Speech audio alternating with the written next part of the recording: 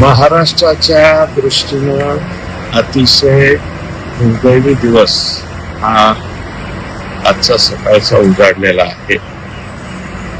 स्वभावाने जरी आमचा दादा फटकळ होता, परंतु मनाने मात्र त्याचे कित्येक पटीनं निर्मळ.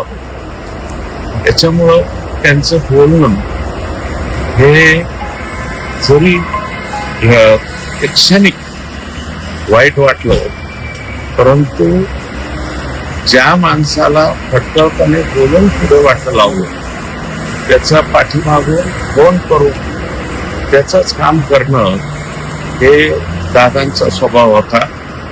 आम्ही अतिशय दादांच्या जवळ राहिलो, अत्यंत जवळून दादांना आम्ही ओळखलं. परंतु दुर्दैवाने असं काही होईल हे स्वप्नात सुद्धा पाहिलेलं नव्हतं.